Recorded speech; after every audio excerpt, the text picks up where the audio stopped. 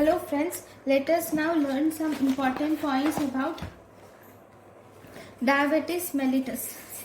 So, diabetes mellitus will cause hyperglycemia. It is of two types. Okay, type 1 and type 2. If you see type 1, in type 1 there is type 1 diabetes mellitus, there is autoimmune destruction. There occurs autoimmune destruction of beta cells will occur. This will decrease the insulin levels. Whereas type 2 diabetes insipidus, diabetes mellitus will result in, it is due to the insulin resistance. Here in type 2 diabetes mellitus or insulin resistance, there is no insulin entry into the cells. There is no insulin entry into the cells, and thus there will be increased insulin levels are seen in type 2 diabetes mellitus. So first let us learn some important points about type 1 diabetes mellitus. So in type 1 diabetes mellitus, this type 1 diabetes mellitus is actually an autoimmune disease. It is an autoimmune disease. Here the antibodies are mainly produced against the beta cells of pancreas, and this will lead to beta cell destruction. Okay, glutamic acid, the antibodies are mainly include glutamate. These include mainly glutamic acid decarboxylase antibodies.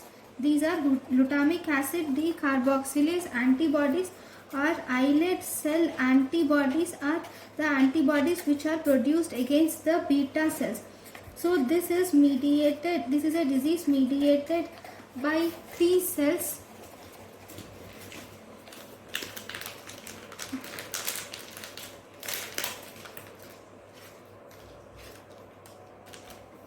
Okay, it is a disease which is mediated by the T cells.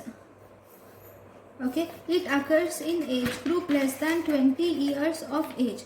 So if you see the clinical features of diabetes insipidus, so the clinical features include, it is seen in polyuria, polydipsia, okay, polyphagia. Here the onset is abrupt in onset.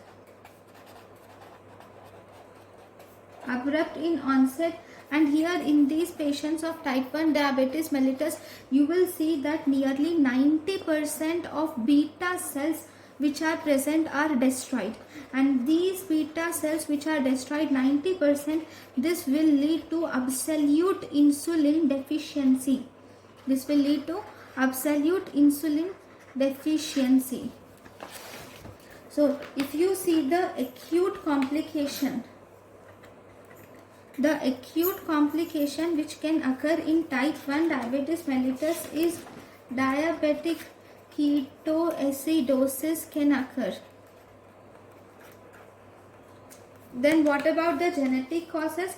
Genetically it will there will be HLA-DR3 positive, and this will actually code for class 2 MHC locus. This will code for class 2 MHC locus. Then if you see the inheritance, this is only 86% of cases. So it is most common in first order relatives. If the first order relatives have diabetes mellitus type 1, the inheritance is 6%.